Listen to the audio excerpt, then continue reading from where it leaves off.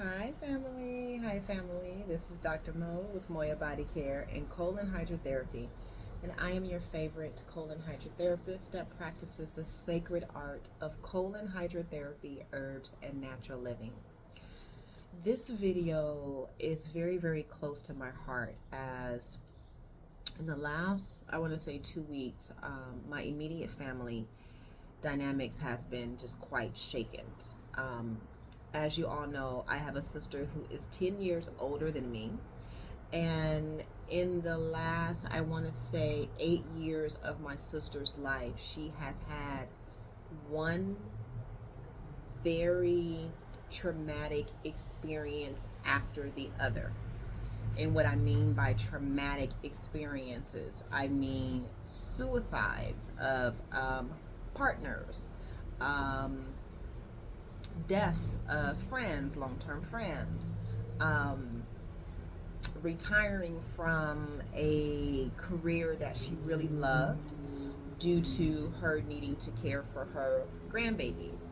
That is also a transition. That's a shock. That's this, that's that. It's a lot happening in the world around my sister's heart space. A lot of transitions. And when people have transitions that hit back to back to back to back to back to back to back, most people cannot handle stress. Hence the reason why the medical field is such a booming industry, because they feed off of that. And so my sister, I really do think if I was not present in her life, she would have collapsed a whole lot sooner. My sister probably wouldn't even be here, to be honest with you. She would have been gone a long time ago. Well, unfortunately, she got a diagnosis. We all knew something was off, but until the person who is experiencing said challenges has an epiphany about them wanting to be here and thrive or be here and struggle, once they understand which way they want to go, you can't do anything about that. So that was the first lesson, is that we had to wait for her to realize that she is worth having a healthy experience while she's here on this planet. She had to realize that. Sometimes it takes people a diagnosis to get it. For me, it does not. I get a scratch on my hand, I'm like, what the fuck? What was that? Why is it happening? Why did my hand, like when I got scratched, when I got burned here, everything shut down. I was like, oh no, no, no, no, no, no, no, no, no. So for me, I don't need a diagnosis.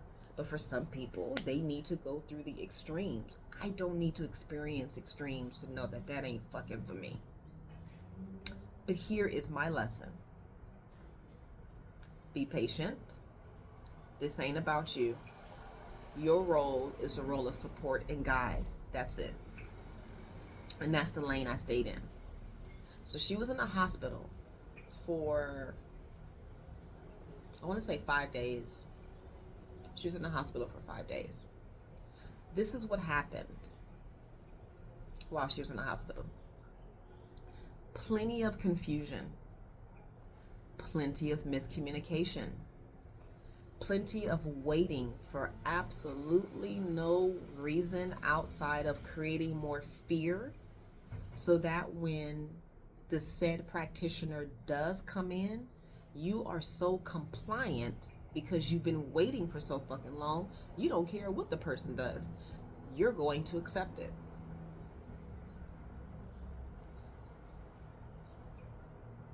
That's what happened while she was in there. Would I know for sure, without a shadow of a doubt, that if you are admitted into the hospital, it's very important for you to have a sound person advocating on your behalf. That rings true now more than any other time that I have ever seen.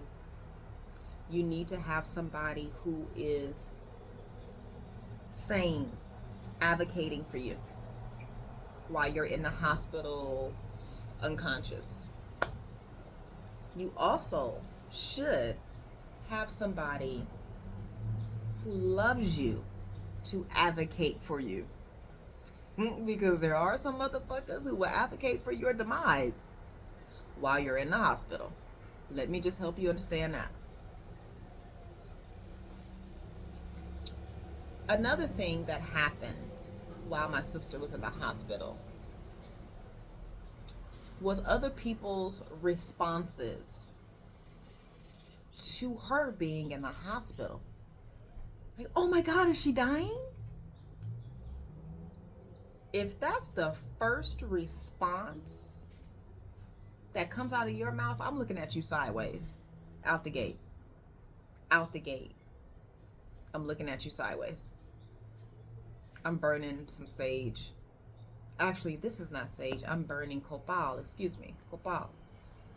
I cleared the air earlier this morning with sage. I'm burning copal right now. And it's really kicking in because I'm telling the truth. How about that? And so the next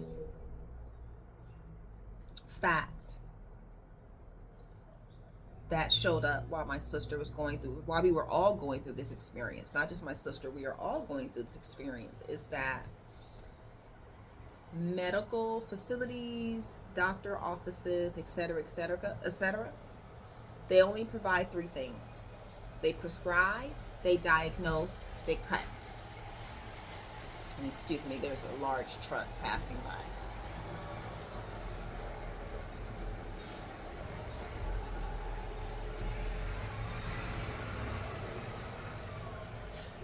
So medical facilities, physicians, offices, etc., they prescribe, diagnose, and cut. That's it. Once my sister got released to come home, she was completely out of it. So she could not go and pick up her medication. She could not organize her medication. She could not feed herself. She could not take care of any responsibilities outside of taking care of 3 children. Now, the powers that be that were in the hospital didn't care anything about that. They just sent my sister home. I guarantee you, if my sister did not have a family, she would have been dead. They sent my sister home with her feet swollen to all be damned, both feet. So she couldn't get up. She couldn't walk if she wanted to. The first 3 days of my sister being home after the hospital, she needed a lot of care. There was no checking up on her once she was released from the hospital.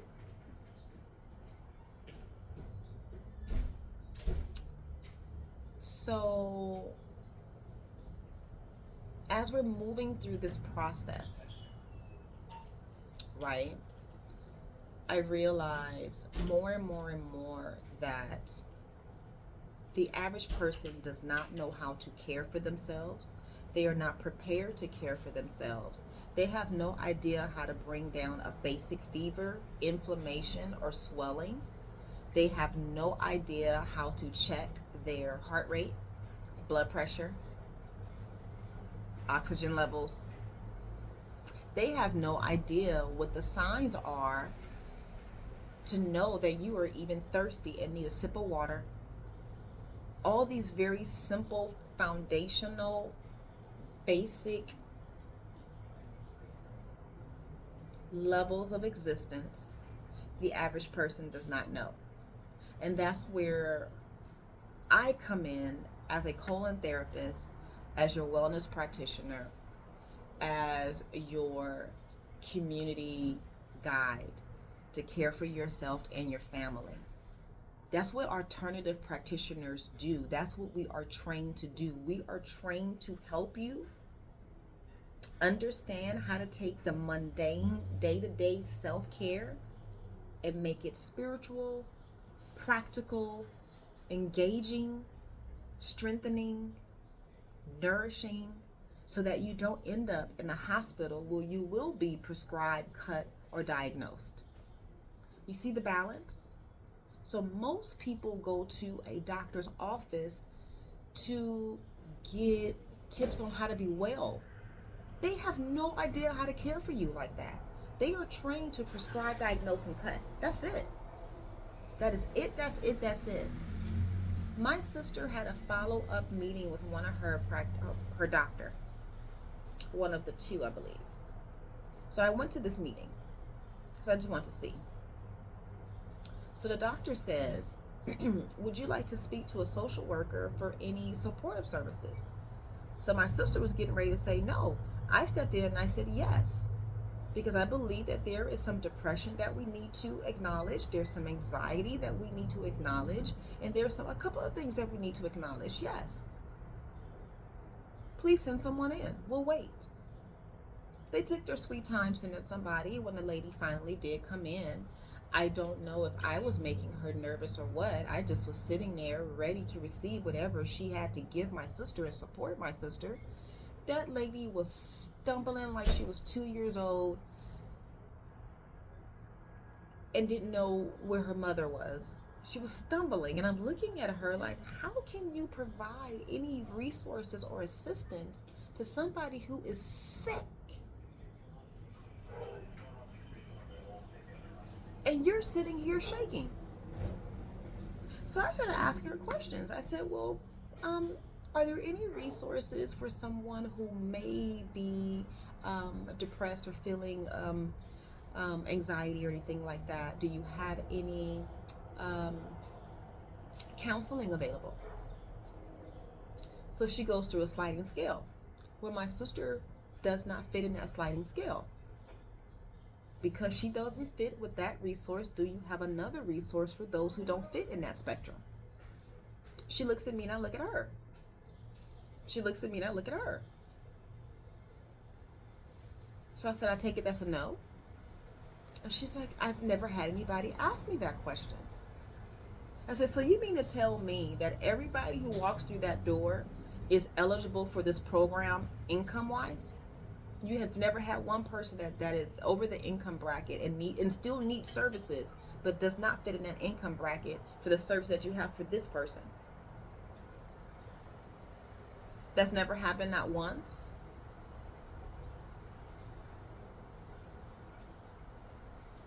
She said, I'm going to get back to you. I'm going to give you my card. I said, okay.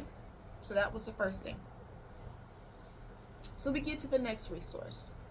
My sister didn't qualify for that resource as well. And so my next question was, okay, well, since she doesn't qualify for that resource, what is your next resource? Crickets.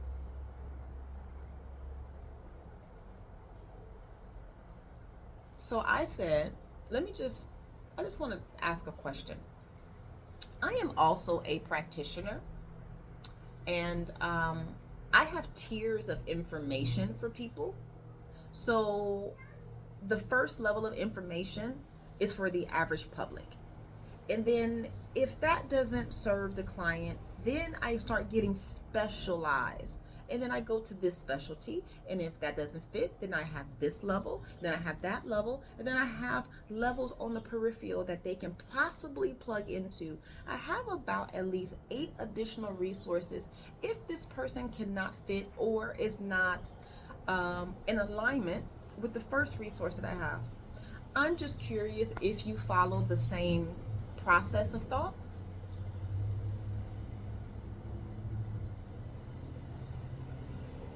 Crickets. So I said, we are so done here. I appreciate you helping my sister. We do have your card. If we need any information, we will totally reach out to you. Love, it's been real.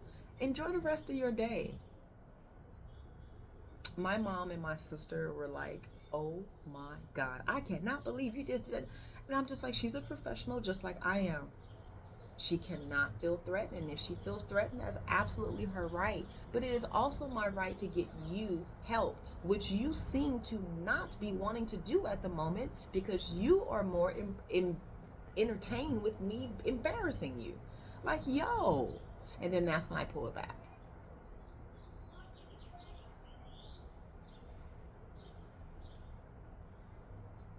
So, with that being said, what I know for sure, about what alternative practitioners offer and what the medical field offers. It's two totally different things. I will give you another example that just happened yesterday. One of my spiritual moms has had this internal cough situation for a while. She went to her doctor. The doctor told her that, oh, we know that this particular cough is from a very particular experience that the whole world has gone through. But legally, we can't say that the two are in alignment because we don't have a protocol set in place to help fix it. So therefore, on paper, we're just going to say that you have asthma, give you an asthma pump, but what you really have is this, this, and this. And we are completely aware that that came from that. But we can't say that. So in the meantime, you have to suffer and just have an asthma pump because we don't want to admit that we were in the wrong and caused A, B, and C. She just told me this yesterday while she's coughing and getting ready to hack up a fucking lung. And she has an asthma pump. My spiritual mom is 63 years old. I was like, this is unacceptable. What else did they say? And she was like, they just said that and they sent me home. And I was like, oh my God, are you fucking kidding me? She's like, Mo, I just left them 2 days ago. So I put her on my table, had her take her shirt off, put her on my table. I put the red light on her. I also put the steam on her head, neck, and shoulders. Massaged her head, neck, and shoulders with castor oil, white flower, and something similar to like a tiger balm, but it's more like for breathing than pain. And I massaged that into her chest really, really good. And I just started massaging all the way, just breaking it up as she's under the red light and the steam. And I started hitting acupressure points to open up the lymphatic system.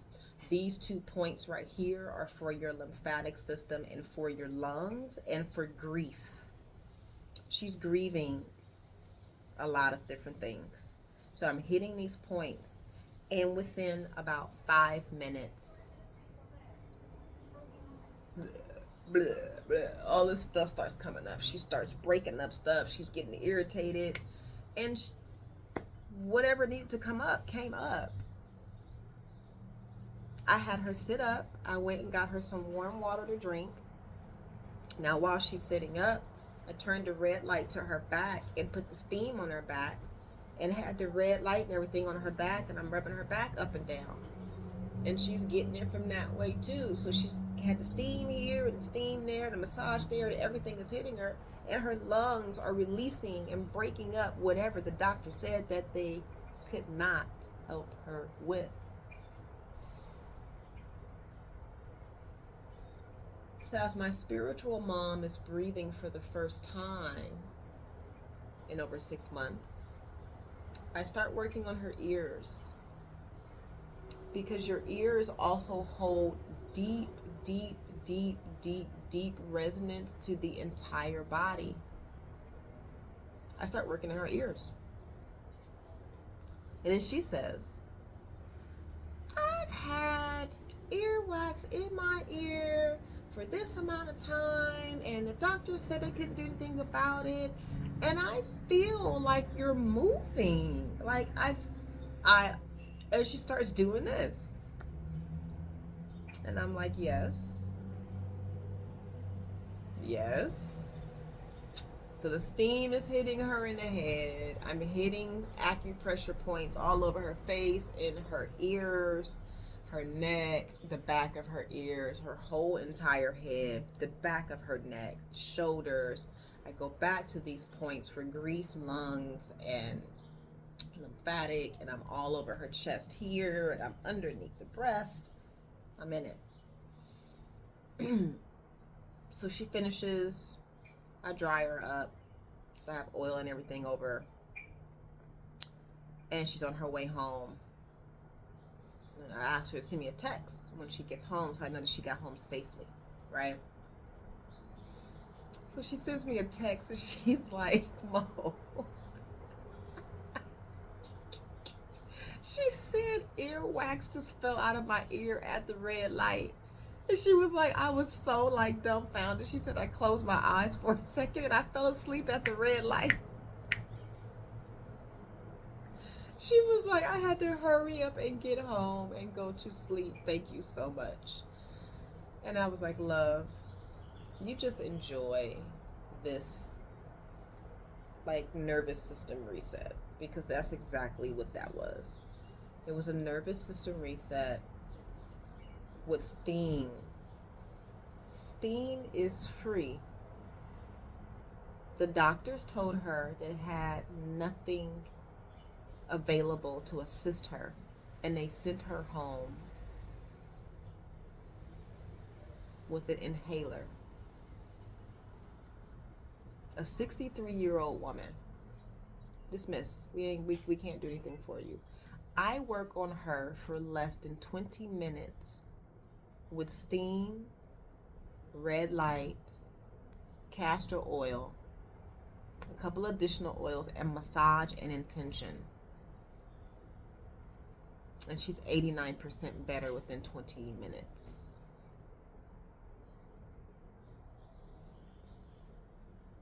All I'm saying is that wellness is very simple. You just have to go to the right resource for what you need. It's like you can't need a tire and go to a dentist and ask them to fix your tire. You're not going to get assisted. Now, the dentist may try to fix your tire, but that's not the dentist's expertise. That is the individuals that fix tires' expertise. The expertise over here is in a totally different vehicle. Totally different vehicle. So that's what's happening here, is that you're going to one location to get something that they do not specialize in. And then people keep going back, they keep going back, they keep going back. What you're going to keep going back to go get is another prescription, another prescription, another prescription. When that's not what you need is protocol and implementation. That's on this side of the fence. That's what we do on this side of the fence as practitioners. That's who we are. So, with that being said, my sister is in good care. Am I trying to take care of her like that? Hell no. No, I'm not. Not for free. Trust me, she got a bill coming her way. She has a bill coming her way. Now, am I an expert in care? Yes, I am. So she's in the best hands ever. Let me just trust and believe that. But what I do also know as a practitioner is this. And hear me well when I say this. I cannot do it for her. It's not my walk to do it for her. It is not my mission, my plan, or my goal to do it for her. I don't want it more than she wants it for herself. If she drop anchor, I drop anchor. If she wants to move forward, I move forward. That is who I am as a woman first, as her sister second, and as her practitioner third. I am never going to overextend myself just because she is my sister. I'm not doing that for nobody. And my whole entire family knows that. And that is my boundary with myself, with others. I will always come first. And it should be that way as a practitioner. It totally should be that way as a practitioner. You should come first. All of your needs should be met first, so that you can pour from a full, abundant, overflowing cup. Period. Or otherwise, it's not going to work. And that's what I teach. That's what I stand by. That's what I live through. That's what I implement. That's what I demonstrate. I also do not go into hospitals. I told my sister that I don't go into hospitals. I'm not going to visit you when you get in there. She goes into the hospital. I did not visit her when she went in there. No. Now, I did go into the clinic for her outpatient meeting. Now, we'll go there because that's not in the hospital. But when she was in that hospital, my mama was going. I don't go into hospitals for numerous reasons. Number one, energetics. Please. I'm not doing that. I will talk to you on the phone or we can do video. But you will not get my physical body in a hospital. Absolutely not. And that is my right and that is my boundary, regardless of who is in there. Not doing it. Mm-mm. And she had attitude, but she adjusted. Or not. It's totally up to you. My mom in the background. So anyway, I'm going to go ahead and get off of this and see what she needs. Until then, loves, stay blessed.